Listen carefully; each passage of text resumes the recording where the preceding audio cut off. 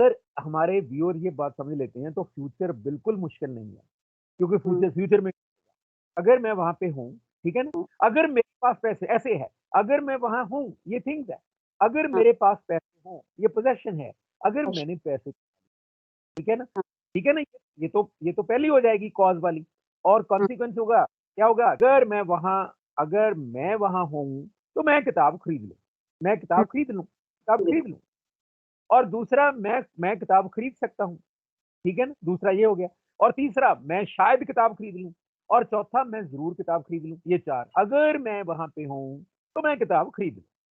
ये शायद मैं किताब खरीद लूँ, मैं किताब खरीद सकता हूँ या मैं ज़रूर किताब खरीद लूँ, ये चारों अल्टरनेटिव तो वही रहेंगे, ठीक है ना? और दूसरे के साथ अगर मेरे पास पैसे हों, मैं किताब खरीद लूँ, मैं किताब खरीद सकता हूँ, शायद मैं किताब खरीद लूँ, मैं ज़रूर किताब खरीद लूँ, ये दूसरा हो गया पोज़ेशन के साथ।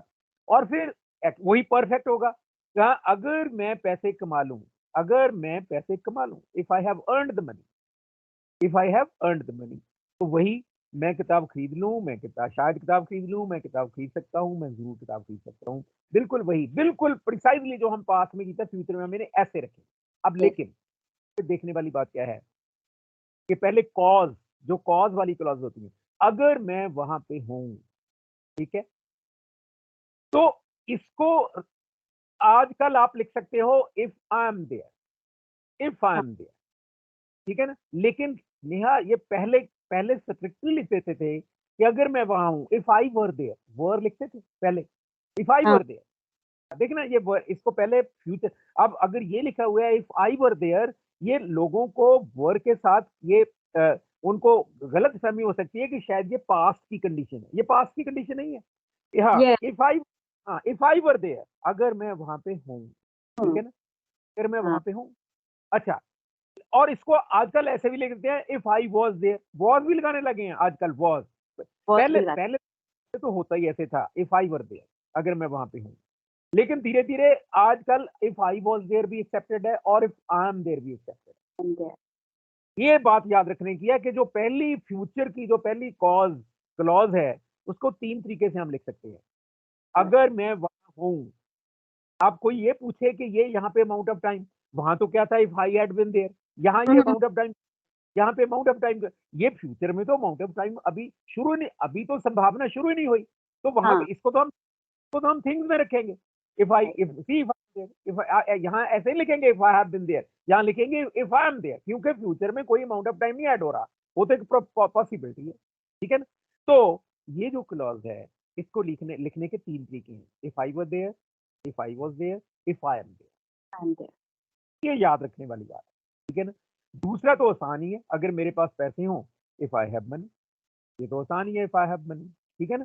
और तीसरा, अगर मैं पैसे कमा लूँ, if I have earned the money, ठीक है हुँ, ना? इफ आई हैव अगर मैं पैसे कमा लूँ, ये 3 के 3 हो गए। अब हम दूसरा देखें, दूसरे में एक फिर बात जो याद रखने वाली है, वो ये है कि अगर वॉज़ वर हम यूज़ करते हैं, अगर मैं वहाँ पे हूँ, तो मैं किताब खरीदूँ, ठीक है ना?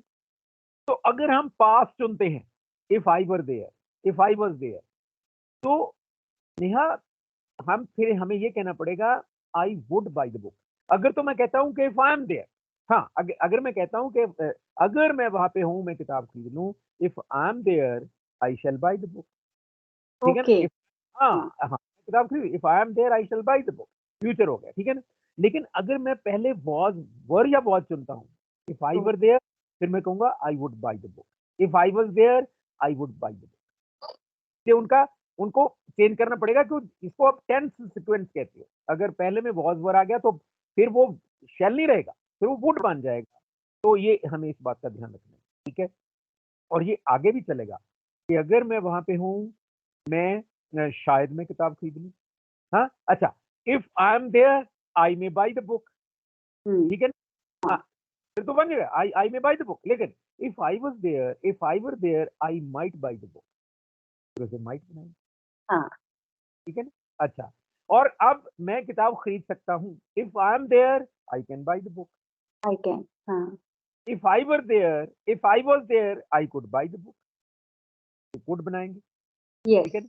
और हुँ, मस्ट जो है वो उसी तरह रहेगा। If I am there, I must buy the book. If I were there, if I was there, I must buy the book, ये उसी तरह, ठीक है। तो ये तो पहला हो गया अगर थिंग्स वाला। अगर कॉज क्लॉज जो है थिंग्स में है तो हम इसे ऐसे लिखेंगे, इज अगर एम चुनेंगे तो वो प्रेजेंट रहेगा, अगर वॉज वर चुनेंगे तो हमें उसका चेंज करना पड़ेगा। ओके, अच्छा, दूसरा तो आसान है, अगर मेरे पास पैसे हों, if I have money, hmm, I can buy the book, I can buy the book, I may buy the book, I must buy the book, उसे उसी तरह।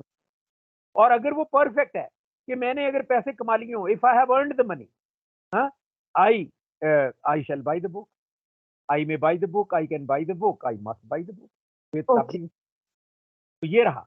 अब यहाँ पे भी फिर वो देखने वाली बात है पैसे, जहां पैसे, जहां पैसे बन सकता है यहाँ भी पैसे बन सकता है, ठीक है ना। If I am there the book will be bought, hmm, अगर मैं वहां पे हूं तो किताब खरीद ली जाएगी, हाँ। If I am there the book book will be bought, ठीक है ना। या the book, if I was there, if I were there the book would be bought, तो पैसे बन सकता है वहां पे, जैसे हम पहले पास में देख चुके हैं। तो जो हम्म, चारों के चारों वो पैसे बन सकते हैं, ठीक है ना। और ये जो तीन है जो कॉज वाले हैं, इनमें से third, if I have earned the money, मैं कहूं if money has been earned, hmm, ऐसे लिखेंगे if money has been earned, तो यहाँ इसका पैसे हो सकता है। तो वो सारे के सारे पैसे हो ही सकते हैं। The book, I shall buy the book और the book will be bought, ठीक है ना। I may buy the book may be bought, ठीक है ना। I can buy the book can be bought, I must buy the book must be bought. तो ये वहां पे पैसे बन सकते हैं। तो नेहा, ये हो गए अपने फ्यूचर वाले कंडीशनल सेंटेंसेस हो गए।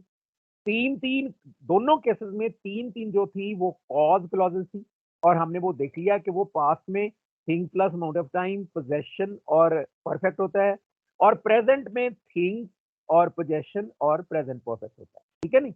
और बाकी वो चार प्रोबेबिलिटीज होती हैं, ठीक है ना। हम्म, तो वो हमने देख ली, और फिर हमने ये भी देख लिया कि उनका पैसिव वर्जन भी हो सकता है, तो इसके लिए तो हम पैसिव तो अब तक सीख चुके हैं अपने व्यूअर, अगर उन्होंने काम किया।